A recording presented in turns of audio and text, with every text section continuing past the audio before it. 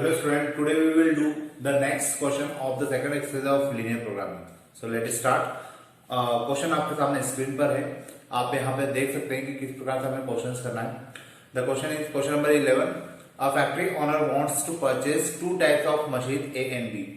For his factory, the machine A requires an area of 1000 meter square and 12 skilled men for running it, and its daily output is 15 unit. Whereas the machine B requires 1200 meter square and 8 skilled men, and its daily output is 40 unit. If an area of 7600 meter square and 72 skilled men are available to operate the machine, how many machines of each type should be bought to maximize the daily output? देखिए, जो question हम लोग करने वाले हैं, इस question में हमें क्या दिया गया है कि एक फैक्ट्री ऑनर है, उसके बाद दो टाइप की मशीन है, A और B. The machine A requires an area of 1000 meter square. A machine को स्टेब्लिश करने के लिए उसको कितने एरिया की रिक्वायरमेंट होती है? 1000 स्क्वायर मीटर की. एंड 12 स्किल्ड मैन, और उसको ऑपरेट करने के लिए 12 स्किल्ड मैन की जरूरत होती है. And it's daily output is 50 unit, और उस मशीन का जो डेली आउटपुट है वो 12 यूनिट है. Whereas the machine B requires 1200 meter square, जबकि जो मशीन B है उसको ऑपरेट करने के लिए उसको स्टेब्लिश करने के लिए 1200 मीटर स्क्वायर एरिया की जरूरत होती है, जबकि उसको ऑपरेट करने के लिए 8 स्किल्ड मैन की जरूरत होती है. And it's daily output is 40 unit, और उसका जो डेली आउटपुट है वो 40 यूनिट का है. अब इसके आगे हमें बोला गया how many machines of each type should be bot. अब उनका कहना है कि आप लोग कितनी मशीन को परचेज करेंगे ताकि हम लोग जो आउटपुट आ रहा है दोनों मशीन से उसको मैक्सिमाइज किया जा सके. होपफुली आपको क्वेश्चन समझ में आया होगा. क्वेश्चन वापस से वही है जैसे हम लोग अभी लास्ट कुछ वीडियो लेक्चर्स में करते हुए आए हैं. यहाँ पे आपको एक वर्ड प्रॉब्लम गिवन है, और वर्ड प्रॉब्लम के साथ आपको क्या करना है, पहले कंस्ट्रेंट बनाना है. कंस्ट्रेंट बनाने के बाद हम लोग क्या करेंगे, उसके ऊपर ग्राफ प्लॉट करेंगे. ग्राफ प्लॉट करने के बाद हम लोग एरिया फाइंड करेंगे कि किस शेडेड एरिया में कॉमन पार्ट आ रहा है. फिर वहां पर हम बाउंडेड रीजन बनाएंगे, उसके पॉइंट्स पता करेंगे, और उस पॉइंट्स को हम लोग जो ऑब्जेक्टिव फंक्शन होगा उसमें रखेंगे. तो ये प्रोसेस हम लोग हर क्वेश्चन में करते हुए आ रहे हैं, लेकिन हर क्वेश्चन में कुछ ना कुछ इंटरनल ट्विस्ट ऐसे आ जाते हैं जिसके कारण हमें सारे क्वेश्चंस करना जरूरी है. तो इसी कारण से हम लोग इस पर्टिकुलर चैप्टर पर थोड़ा सा ज्यादा फोकस कर रहे हैं, क्योंकि इंपॉर्टेंट भी है. तो अभी हम लोगों ने जो क्वेश्चन देखा, अब उस क्वेश्चन के लिए हम लोग एक काम करते हैं, कंस्ट्रेंट बनाने की कोशिश करते हैं और देखते हैं कंस्ट्रेंट किस प्रकार से बनेंगे. तो देखिए, दो टाइप की मशीन है, एक A है और एक B है. अब इसके लिए एक तो बात हो रही है एरिया की, और एक बात हो रही है स्किल्ड मैन की. मशीन A के लिए उन्होंने हमें बोला है जो एरिया रिक्वायर्ड है वो 1000 मीटर स्क्वायर का है.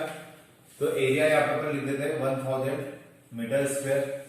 और उसके बाद हमें बोला गया है कि 12 skilled man for running it. उसको 12 मैन की रिक्वायरमेंट है ताकि उसको इजीली रन किया जा सके. तो स्किल्ड मैन में यहाँ पे आ जाएगा 12. उसके बाद हमें बोला गया है उसका जो डेली आउटपुट है वो 50 यूनिट का है. मैं आउटपुट भी लिख ही देता हूं यहाँ पे हाथ पर, ये 50 यूनिट का है. उसके बाद हमें बोला गया है whereas the machine B requires 1200 meter square area and 8 skilled men. तो यहाँ पर जो एरिया है वो 1200 स्क्वायर मीटर का है, और 8 स्किल्ड मैन की रिक्वायरमेंट यहाँ पर लगती है. And it's daily output is 40 unit. इसका डेली आउटपुट कितना है? 40 यूनिट का है. इसके बाद हम लोग बात करते हैं if an area of 7600 meter square and 72 skilled man are available. 7600 square meter का एरिया टोटल हमारे पास अवेलेबल है, और इसके अलावा हमारे पास क्या अवेलेबल है? 72 स्किल्ड मैन अवेलेबल है. ये अवेलेबिलिटी है. अब इसके बाद उन्होंने बोला कि how many machines of each type should be bought to maximize the daily output. उनका कहना पड़ रहा है कि दोनों टाइप में आप कितनी कितनी मशीनें परचेस करेंगे कि ये जो आउटपुट है इसको मैक्सिमाइज किया जा सके. तो हम लोग मान लेते हैं कि A टाइप की हम कितनी मशीन लेंगे X, और B टाइप की कितनी मशीन परचेस करेंगे Y, और फिर हम लोग इसके ऊपर कंस्ट्रेंट बनाएंगे. तो यहां पे हमें लिखना पड़ेगा let we have x machine of A type, और यहां पर हम लोग लिखेंगे we have y machines of B type. ये स्टेटमेंट आपको लिखना जरूरी है, क्योंकि यहां से हम इसी स्टेटमेंट से हम लोग जस्टिफाई कर पाएंगे कि हमने x क्या माना है, y क्या माना है। अब इस पूरे स्ट्रक्चर के बेसिस पर हम लोग जो कंस्ट्रेंट है वो बनाने की कोशिश करते हैं। तो देखिए इसका कंस्ट्रेंट क्या बनेगा। अब अगर मेरे पास एरिया की बात हो रही है, ए टाइप की मशीन, एक मशीन को स्टेब्लिश करने के लिए कितना मैं एरिया यहाँ पे यूज कर सकता हूँ, 1000 मीटर स्क्वायर। तो x मशीन अगर मेरे पास है तो उसके लिए कितना एरिया रिक्वायर्ड होगा, 1000x प्लस, और अगर हम लोग बात करते हैं y टाइप बी टाइप की मशीन की, एक मशीन को स्टेब्लिश करने के लिए कितना एरिया रिक्वायर्ड है, 1200 मीटर स्क्वायर। तो y मशीन को स्टेब्लिश करने में कितना एरिया रिक्वायर्ड होगा, 1200y। तो वी कैन राइट 1200y। अब ये जो टोटल एरिया है वो 7600 से कम होना चाहिए या उसके इक्विवेलेंट होना चाहिए, क्योंकि हमारे पास मैक्सिमम जो लिमिट है इस एरिया की जो मैक्सिमम लिमिट है वो 7600 है। तो मुझे यहां पे लिखना होगा लेस देन इक्वल टू 7600। अब मैं चाहूंगा तो इस कांस्टेंट को थोड़ा सा छोटा भी कर सकता हूं। कैसे छोटा कर सकते हैं, हम लोग पूरी इक्वेशन को यहां पर हम लोग डिवाइड कर देते हैं 100 से, और 100 के बाद 2 से भी डिवाइड कर देते हैं। तो यहाँ पे कितना आ जाएगा, 2 2 0, तो सभी की कैंसिल हो जाएंगे। और उसके बाद हम इसको और छोटा करना चाहें तो हम लोग क्या कर सकते हैं, 2 से डिवाइड कर देते हैं। Then we can write 5x plus 6y and this is 38। तो ये हमारा पहला कंस्टेंट आ जाएगा। देखने के लिए काफी बड़ा था लेकिन हमने उसको मिनिमाइज कर दिया है। उसके बाद हम लोग स्किल्ड मैन की बात करते हैं। ए टाइप की मशीन को ऑपरेट करने के लिए 12 स्किल्ड मैन की जरूरत है और एक मशीन को ऑपरेट करने की जरूरत है। तो एक्स मशीन अगर हमारे पास है तो हमारे पास स्किल्ड मैन की रिक्वायरमेंट कितनी हो जाएगी, 12x, मतलब उनकी क्वांटिटी कितनी हो जाएगी, 12x प्लस सेम कंडीशन यहाँ पर बी टाइप की हमारे पास वाई मशीन है। एक मशीन पे जो स्किल्ड मैन है वो रिक्वायर्ड होते हैं कितने, 8। तो वाई मशीन पे कितने रिक्वायर्ड होंगे, 8y less than equal to, अब देखिए इनकी क्वांटिटी भी कितनी है, 72 या उससे कम होना चाहिए, उससे ज्यादा हम लोग नहीं ले सकते, ये मैक्सिमम लिमिट है। तो यहाँ पर भी लेस देन इक्वल टू का साइन आएगा 72, और यहाँ पर भी मैं क्या कर सकता हूँ, इस कंस्ट्रेंट को छोटा बना सकता हूँ। कैसे बना सकते हैं, हम इसको 4 से डिवाइड कर देते हैं। So we can write 3x plus 2y 1 and 8 18। अब इसके बाद ये दो कंस्टेंट तो बन गए। अब उन्होंने हमें बोला है कि आउटपुट को हमें क्या करना है, मैक्सिमाइज करना है। ये डेली आउटपुट है। ए टाइप की जो मशीन है उसमें हमें कितना आउटपुट मिलता है, एक मशीन से 50 का। तो एक्स मशीन से कितना आउटपुट मिलेगा, 50x, और बी टाइप की एक मशीन से हमें कितना आउटपुट मिलता है, 40 का। तो वाई मशीन से कितना आउटपुट मिलेगा, 40y। So we can write 40y over here. तो एक तो ये कंस्टेंट, एक ये कंस्टेंट और एक ऑब्जेक्टिव फंक्शन, ये तीन हमारे लिए क्या बन जाएंगे, हमारे मेन क्वेश्चन के कंस्टेंट बन जाएंगे। और एक डिफॉल्ट कंस्टेंट जो हमेशा होता है xy greater than equal to 0। तो इस प्रकार से ये सारे कंस्टेंट मेरे बन जाएंगे। होपफुली आपको ये समझ में आ गया होगा। अब मैं इसको मिटाकर अपन क्वेश्चन को करना स्टार्ट करते हैं, क्योंकि मेन चीज तो यही है। अगर आप इसको बना लेते हैं तो मुझे नहीं लगता कि आपको कहीं पर कोई दिक्कत आएगी। तो देखिए अब इसको हम लोग सॉल्व करते हैं कि किस प्रकार से इसका आंसर निकलेगा। यहाँ पर हमारे पास जो कंस्टेंट एक तो है 5x plus 6y less than equal to 38। फिर दूसरा वाला है 3x plus 2y less than equal to 18, और फिर z equal to 50x plus 40y। तो इसको हम लोग लिख सकते हैं 50x प्लस 40y, और डिफॉल्ट कंस्टेंट जो है वो x, y greater than equal to 0। तो यहाँ पर मेरे कंस्टेंट बन चुके हैं, मैं इनको भी मिटा देता हूँ।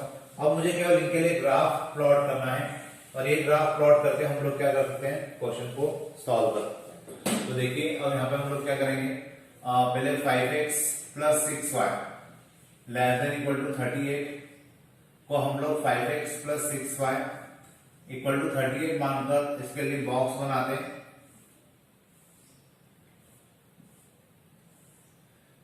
x एंड y, x को रखा 0 तो y आ जाएगा 38/6 और अगर y को 0 रखेंगे तो x आ जाएगा 38/5।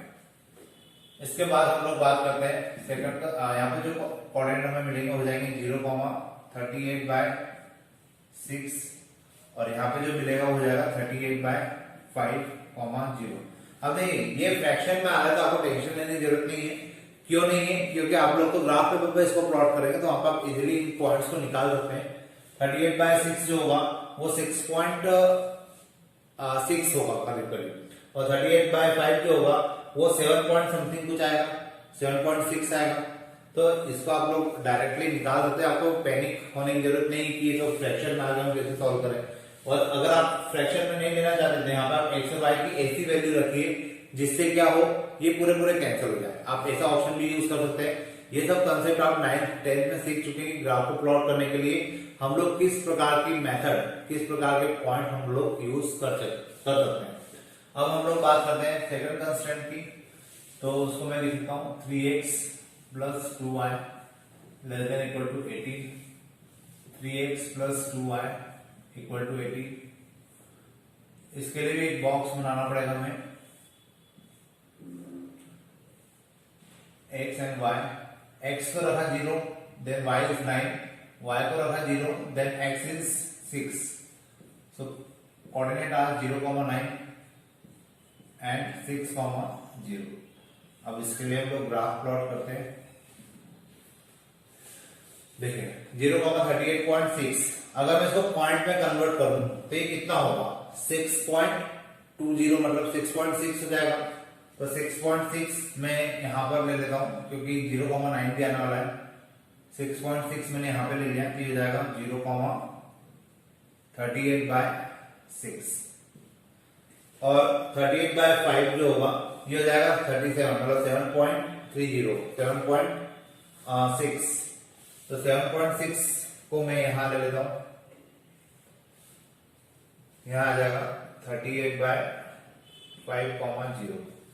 तो इस प्रकार से मेरी जो लाइन बनेगी वो कुछ ऐसे बनेगी। अब इसके बाद बात करते हैं 0,9 की। तो 0,9 ऊपर आ जाएगा 0,9 और 6,0 उसको हम लोग इस साइड ले लेते हैं। तो इसका जो ग्राफ है कुछ ऐसा बनेगा। अब इसके लिए हम लोग इक्वेशन लिख देते हैं क्योंकि इससे कंफ्यूजन नहीं होगा। 5x plus 6y, 5x plus 6y equal to 38। और इसके लिए भी हम लोग इक्वेशन लिख देते हैं। ये आ जाएगा 3x plus 2y equal to 18। और ये जो कोऑर्डिनेट है ये कोऑर्डिनेट है 6,0। देखिए कोऑर्डिनेट अगर आप लोग लिख देंगे, इक्वेशन लिख देंगे तो आपको खुद को भी कंफ्यूजन नहीं होगा और चेक करने वाले को भी कंफ्यूजन नहीं होगा। तो कोशिश करिए कि जो कोऑर्डिनेट है, जो पॉइंट है वो आप लोग लिखे, इक्वेशन जो है वो लिखे लाइन के साथ, ताकि कंफ्यूजन ना हो। अब इसके बाद मुझे इस पॉइंट को निकालने की जरूरत पड़ सकती है, लेकिन उसके पहले मैं पता कर लेता हूँ कि दोनों लाइन का शेडेड एरिया किस साइड आ रहा है। तो सबसे पहले हम लोग 5x प्लस 6y वाली जो कंस्टेंट है उसको ले लेते हैं। 5x plus 6y less than equal to 38। अगर मैं यहाँ पे 0 0 रखा तो कंडीशन होपफुली ट्रू आएगी, यहाँ पे आ जाएगा ट्रू। और अगर ये ट्रू है तो उस कंडीशन में इसका जो एरिया होगा वो नीचे की तरफ बनेगा। वैसे ही हम लोग बात करते हैं 3x प्लस 2y की। 3x प्लस 2y और इसका जो शेडेड एरिया है ये भी शायद नीचे ही आने वाला है। यहां पे भी कंडीशन ट्रू है, तो कंडीशन ट्रू है तो इसका एरिया भी नीचे की तरफ होगा। मतलब मुझे ये शेडेड एरिया निकालना होगा।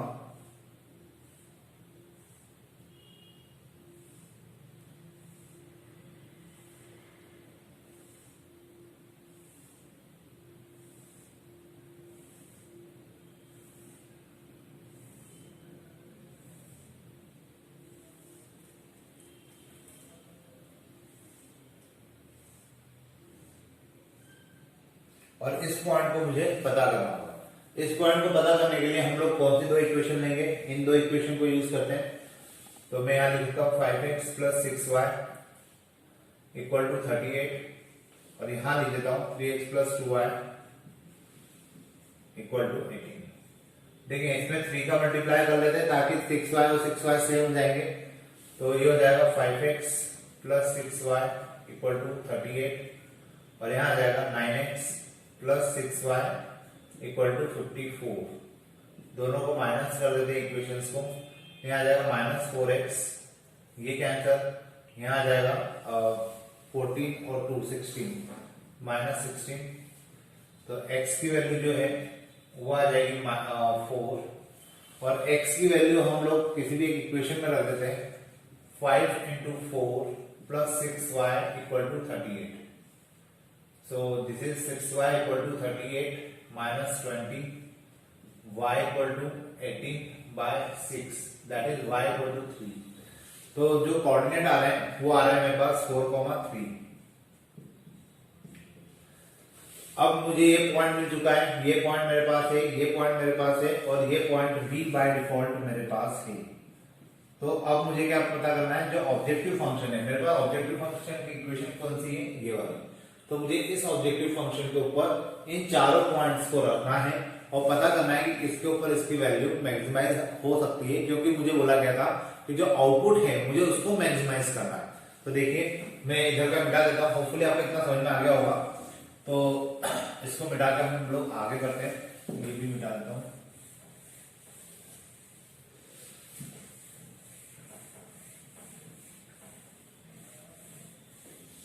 देखिए इसी ग्राफ को मैं यही रहता हूं क्योंकि हमें पॉइंट लिखने में इजी रहेगा। सबसे पहले हम लोग बात करते हैं जिसकी 0 0 से स्टार्ट करते हैं, for 0, 0 z will be 50 × 0 + 40 × 0 and that is 0 + 0 z = 0। तो यहां पर हमारे पास कितना आ जाएगा, 0 आ जाएगा। अब इसके बाद हम लोग बात करते हैं नेक्स्ट पॉइंट की, 6, 0 ले लेते हैं।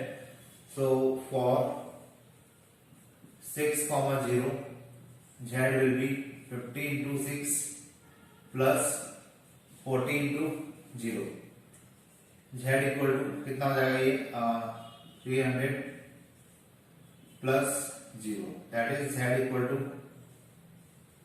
300। अब हम लोग बात करते हैं किसकी, 4, 3 की। तो फॉर 4, 3 अब इस कंडीशन में हम लोग क्या कर सकते हैं, यहाँ पे z में वैल्यू रखते हैं, z = 50 × 4 + 40 × 3 z will be this is 200 + 120 and z will be 320। Now the last point is 0, 38/6। So for 0, 38/6 आप चाहे तो इसको कैंसिल कर दीजिए, छोटा हो जाएगा पॉइंट, और अदरवाइज आप लोग चाहे इसको डायरेक्ट पुट कर सकते हैं, कोई दिक्कत नहीं है। तो z will be z = 50x + 40y z = 50 × 0 + 40 × y, y मतलब 38/6 z = 0 और यहाँ पे कितना हो जाएगा, अगर मैं इसको कैंसिल कर दूं तो ये हो जाएगा 2 से तो 3, ये हो जाएगा 20, 38 2 जा हो जाता है 76, 760 / 3। अब अगर इसको 3 से डिवाइड किया जाए तो ये ऑलमोस्ट आ जाएगा 2 times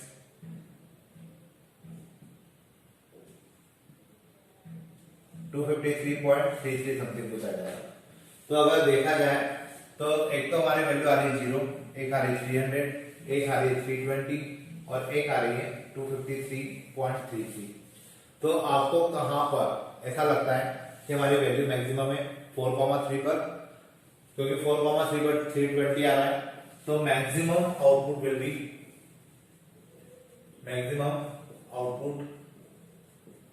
will be 320 at point 4, ये मेरे लिए आउटपुट हो जाएगा और ये आपको लिखना पड़ेगा। इस प्रकार से ही आपको आउटपुट को मेंशन भी करना पड़ेगा। होपफुली आपको ये क्वेश्चन समझ में आया होगा।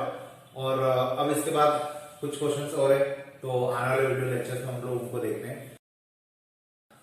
यहाँ पर हम लोग अभी तक जितने क्वेश्चंस करते हुए आए हैं, होपफुली आपको वो क्वेश्चन समझ में आए होंगे, क्योंकि सब में करीब करीब सेम कंसेप्ट थे। लेकिन बस ये था कि हमें कंस्टेंट बनाना थे वर्ड प्रॉब्लम पढ़ने के बाद, और फिर वर्ड प्रॉब्लम पढ़ने के बाद उस पर कंस्टेंट बनाने के बाद हम लोग क्या करते हैं, उसको ग्राफ पे प्लॉट करते हैं। ग्राफ पे प्लॉट करने के बाद उसमें हम लोग फिजिबल रीजन निकालते थे। वही सब प्रोसेस वापस से हमें नेक्स्ट जो आने वाले क्वेश्चन है उनके लिए करना है। तो देखिए जो नेक्स्ट क्वेश्चन है आप लोग स्क्रीन पे भी देख सकते हैं। यहाँ पे दिया गया है, a dealer wishes to purchase a number of pens and radios, he has only ₹5760 to invest and has a space for at most 20 items. A fan cost him ₹360 and a radio ₹240. His expectation is that he can sell a fan at a profit of ₹22 and a radio at a profit of ₹18. Assuming that he can sell all the items he purchases, how should he invest his money for maximum profit? Translate the problem as LPP and solid graphically. देखिए जो question दिया गया है ये भी करीब करीब वैसे ही क्वेश्चन है जो हम लोगों ने अभी तक क्वेश्चंस किए थे, तो कुछ नया नहीं है। लेकिन हाँ ये जरूर है कि हमें इनके कंस्टेंट बनाना आना चाहिए। तो हम लोग देखते हैं वन बाय वन इसके चीजों को समझते हैं कि इसमें हमें क्या दिया गया है। A dealer wishes to purchase the number of fans and radios, मतलब यहाँ पे दो आइटम है हमारे पास, एक तो है फैन और एक है radio. Then he has only ₹5760 to invest, मतलब यहां पर वो कितना इन्वेस्टमेंट कर सकता है। अमाउंट की बात करते हैं हम लोग यहाँ पे, यहां पर वो इन्वेस्ट कर सकता है 5760 and has a space for at most 20 item, और उसके बाद जो स्पेस है वो कितना है 20 आइटम्स के लिए। मतलब वो अपने शॉप में या जो भी उसके पास गोडाउन वगैरह अवेलेबल है उसमें वो 20 आइटम्स को रख सकता है। मतलब मैक्सिमम उसके पास जो लिमिट हो जाएगी वो 20 आइटम की हो जाएगी। उसके बाद उन्होंने बोला है a fan cost him ₹360 and a radio is ₹240।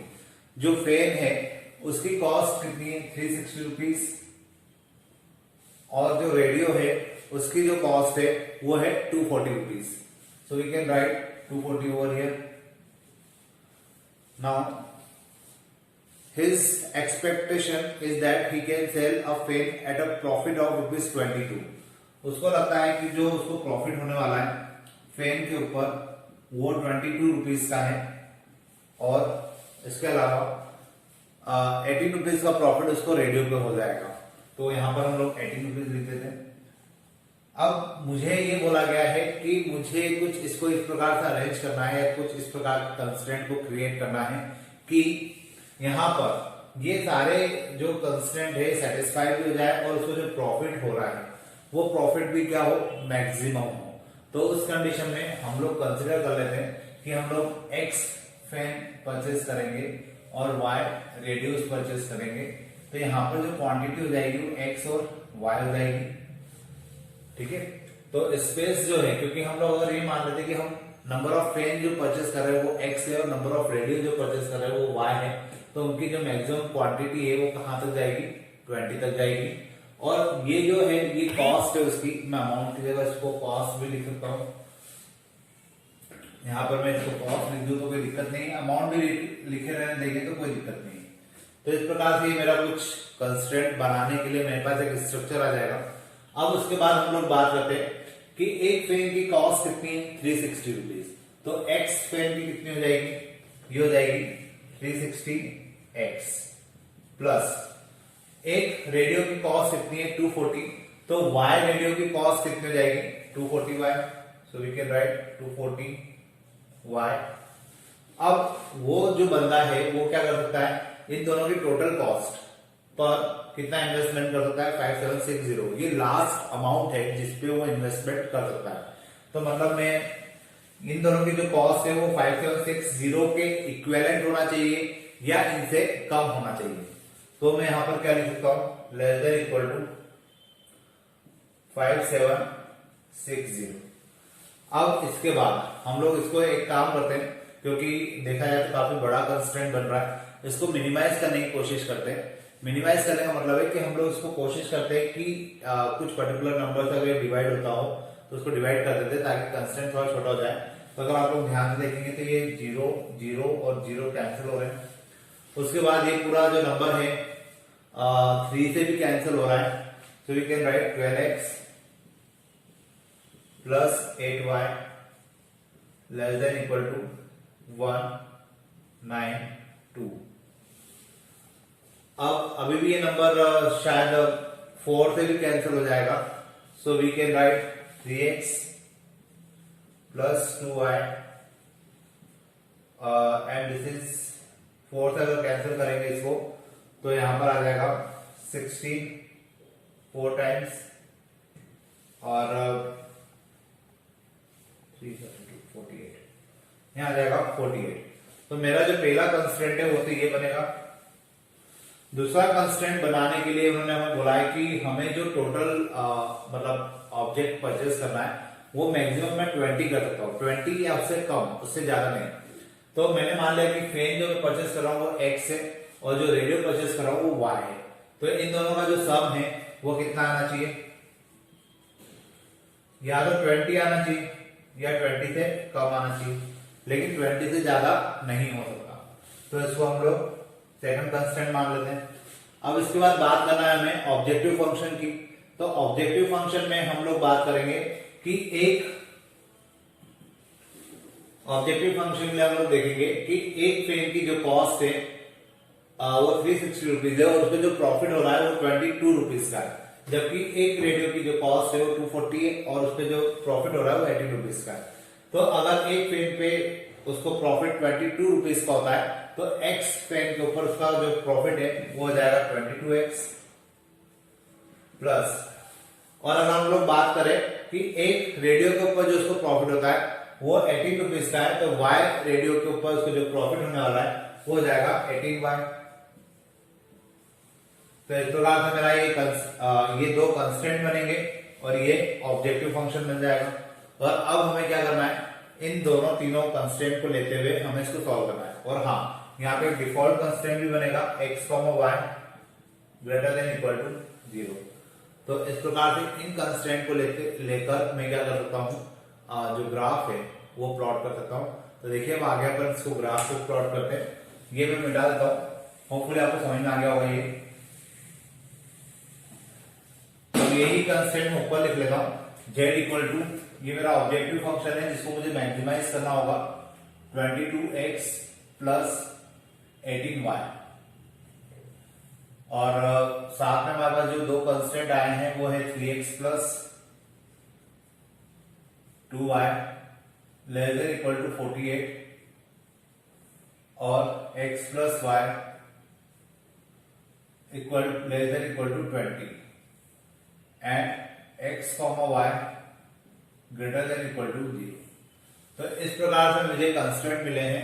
अब मैं इन दो कंस्ट्रेंट को सॉल्व करूंगा। ये मेरा ऑब्जेक्टिव फंक्शन है। तो सबसे पहले हम लोग ले लेते हैं 3x plus 2y equal to 48। अब इसके लिए हम लोग क्या बनाएंगे, यहाँ पे एक बॉक्स बनाएंगे जैसा कि हम लोग सारे क्वेश्चंस में करते हुए आ रहे हैं। ये हो जाएगा x, ये हो जाएगा y। x की जगह रखा 0, देन y विल बी 24 और y की जगह रखा 0, देन x विल बी 16। तो हमें यहाँ पे जो कोऑर्डिनेट मिलेंगे वो मिलेंगे 0,24 और 16,0। तो इस प्रकार से मुझे ये कोऑर्डिनेट मिल जाएंगे। फिर हम लोग बात करते हैं सेकंड कंस्ट्रेंट की। तो x plus y equal to 20। और अगर इसके लिए हम लोग बॉक्स बनाएं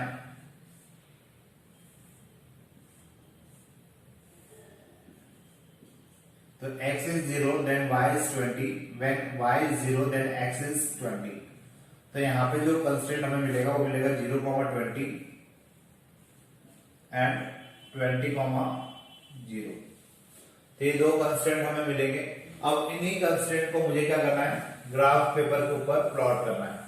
तो इसको प्लॉट करते हैं और फिर उसके बाद हम लोग फिजिबल रिजल्ट की तरफ जाएंगे कि किस प्रकार से हम लोग फिजिबल रिजल्ट निकाल पाएंगे। तो देखिए सबसे पहले मैं इसको प्लॉट कर लेता हूं। यहां पर है 0,24, 0,24 और 16,0, 16,0। अब अगर इसको मिलाया जाए तो ये कुछ लाइन ऐसे जाएगी। इस पॉइंट को मैं थोड़ा सा इधर ले लेता हूं। ग्राफ पेपर का आप ये ऐसे आगे पीछे नहीं कर पाएंगे, वहां पे तो आपको फिक्स ही रखना पड़ेगा जो आपका बन गया है। यहाँ पे तो ये प्लेन है इसलिए मैं यहाँ पे आगे पीछे पॉइंट कर सकता हूँ। उसके बाद 0,20 यहाँ के आ जाएगा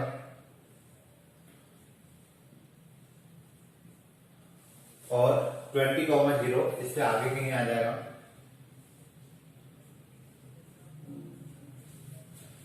इन दोनों को अगर मिला दिया जाए तो ये कुछ इस प्रकार से बनेगा। इसकी जो इक्वेशन है इसको हम लोग लिख लेते हैं 3x + 2y = 48 और इसकी जो इक्वेशन है उसको हम लोग लिख लेते हैं x + y = 20। अब देखिए यहाँ पे मेरे पास दो इक्वेशन तो आ गई है, मुझे जरूरत पड़ेगी एक तो इस पॉइंट की, लेकिन ये पॉइंट निकालने के पहले मैं पता कर लेता हूं कि इन दोनों ग्राफ का जो शेडेड एरिया है वो किस डायरेक्शन में जा रहा है। तो हम लोग उसके लिए क्या करेंगे, वापस से इन्हीं कंस्ट्रेंट को यूज करेंगे। तो सबसे पहले मैं लिख लेता हूं 3x + 2y ≤ 48। अब यहां पर हम लोग क्या रखेंगे 0 0, so 0 + 0 48 and this will be 0 48। Condition यहाँ पे क्या हो रही है, ट्रू हो रही है। तो हम लोग यहाँ पे इसका जो शेडेड एरिया है वो किस डायरेक्शन में लेंगे, नीचे की तरफ। सेम हम लोग चेक करेंगे किसके लिए, x + y दूसरे कंस्ट्रेंट के लिए। सो x + y ≤ 20, 0 + 0 20 और यहां आ जाएगा 20। अगेन कंडीशन क्या है, यहाँ पे ट्रू है। और कंडीशन अगर ट्रू है तो उस कंडीशन में ये भी कितना हो जाएगा, नीचे की तरफ आएगा। तो अगर ये दोनों ही नीचे आ रहे हैं मतलब हम लोग इसको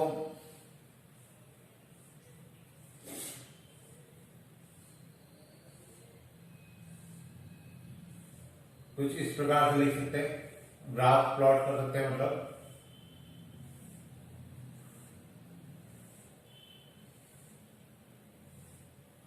और ये क्या हो जाएगा हमारे लिए, इसका इंटरसेक्शन पॉइंट।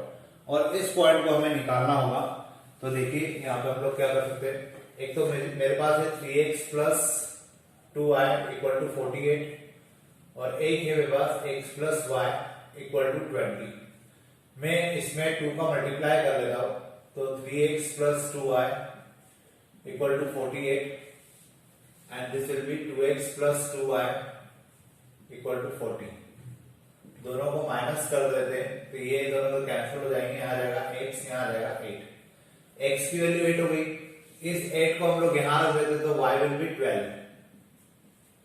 तो मुझे x और y की फिलहाल एक वैल्यू मिली जो कि क्या है 8 और 12 है। मतलब ये जो कोऑर्डिनेट है ये आ जाएगा 8, 12। अब अगर ये 8, 12 है और मुझे प्रॉफिट को क्या करना है, मैक्सिमाइज करना है, तो मुझे बाउंडेड रीजन जो मेरा बन रहा है वो इन 4 पॉइंट्स के बीच में बन रहा है। तो ये जो 4 पॉइंट है इनको लेकर मैं ऑब्जेक्टिव फंक्शन के अंदर वैल्यू को पुट करता हूं और देखता हूं कि किस पर्टिकुलर पॉइंट के ऊपर मेरे पास जो ऑब्जेक्टिव फंक्शन है वो मैक्सिमम आ रहा है। तो देखिए मैं अब उसी के लिए अपन आगे की तरफ बढ़ते हैं। मैं इनको मिटा देता हूं क्योंकि होपफुली आपकी समझ में आ गया है। अब केवल हमें ऑब्जेक्टिव फंक्शन की जरूरत है, तो इसलिए बाकी की चीजें मैं हटा देता हूं यहां से।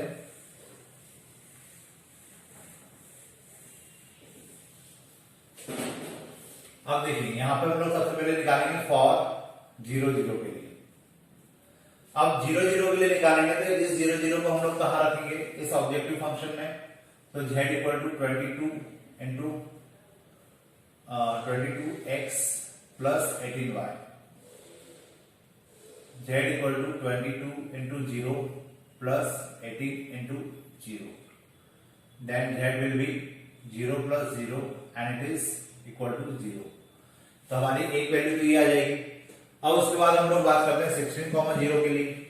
तो z इक्वल टू हम लोग यहाँ लिख सकते हैं 22, इसके पहले मैं वो लिख दूं पॉइंट, क्योंकि हम किसके लिए निकाल रहे हैं तो बताना जरूरी है। So we can write for 16,0, तो हम लोग इसको लिख सकते हैं z equal to 22x plus 18y। अब जब हम लोग यहाँ पे 18y लिखेंगे तो ये हो जाएगा z equal to 22 into 16 plus 18 into 0, z will be. अब अगर आप इसको इसमें मल्टीप्लाई करते हैं तो देखिए इसका मल्टीप्लाई कितना हो जाएगा, 22 में 16 का मल्टीप्लाई करेंगे 12 12 13, यहाँ आ जाएगा 2 और 2 दैट इज 2 और 5 और 3 352। तो हम लोग यहाँ लिख सकते हैं 352 plus 0 that is z equal to 352। ये एक वैल्यू हो गई मेरी, एक ये वैल्यू हो गई। अब उसके बाद हम लोग बात करते हैं 0,20 की। फॉर 0, यहाँ पे आ जाएगा 20, तो z will be z equal to कितना है 22x plus 18y, z equal to 22 into 0 plus 18 into 20, so z will be 0 plus 360। तो हमारे पास जो z होगा वो आ जाएगा कितना 360। इसके बाद हम लोग बात करते हैं इसकी इस वाले पॉइंट की, जिसको मैं यहां निकाल लेता हूं फॉर 8,12। तो यहाँ पे z के लिए जो हमारे पास कंस्टेंट ऑब्जेक्टिव फंक्शन है वो है 22x plus 18y, z equal to 22 into 8 plus 18 into 12, z equal to 176। अगर आप इसका इसमें मल्टीप्लाई करेंगे तो प्लस इसका इसमें करेंगे तो 180 प्लस 36, तो ये हो जाएगा 180 प्लस 36 मतलब 216। और इसको अगर हम लोग प्लस कर देंगे, एक बार करके देख लीजिए अगर डाउट है कुछ तो। 16 3 8 और 1 6 11 एंड 2 216 सही है, हमने ये लिखा था। इन दोनों को आपस में प्लस कर देते हैं 12 9 और 3 392। तो इस प्रकार से हमें यहाँ पे क्या वैल्यू मिलेगी 392। अब आप यहाँ पे देखिए कि चार वैल्यू हमारी आ रही है, एक 0 आ रहा है, एक 352 आ रहा है, एक 360 आ रहा है और एक 392 आ रहा है, जिसपे से मैक्सिमम 392 है। अगर 392 मैक्सिमम है तो ऑब्वियसली हमारा ये आंसर होगा। इसके लिए हम लोग यहाँ लिखेंगे maximum profit will be maximum profit will be rupees 392 at the point. किस पॉइंट के ऊपर आ रहा है 8,12 पे, सो यू कैन राइट 8,12। तो ये हमारा क्या होगा मैक्सिमम प्रॉफिट होगा।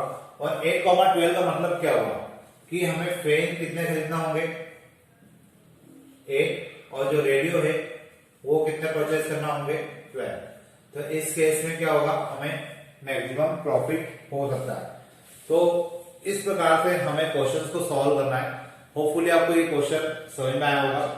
और यहाँ पर स्टूडेंट कितनी बार बस ये निकाल के आ जाते हैं, ज्यादा 392 लिख देते हैं और सोचते हैं कि उनका आंसर कंप्लीट हो गया।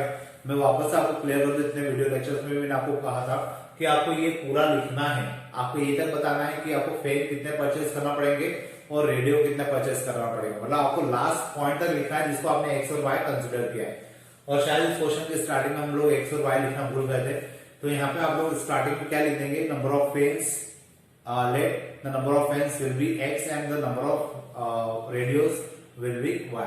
वो दो लाइन लिखना मैं शायद स्टार्टिंग में भूल चुका था, तो आप लोग अब आप उसको लिख सकते हैं, क्योंकि आपको भी पता है कि किस प्रकार का हमें जो कंसिडरेशन है वो करना होता है। तो होपफुली आपको समझ में आ गया होगा। आज के लिए पर फिलहाल इतना ही रखते हैं। Thank you.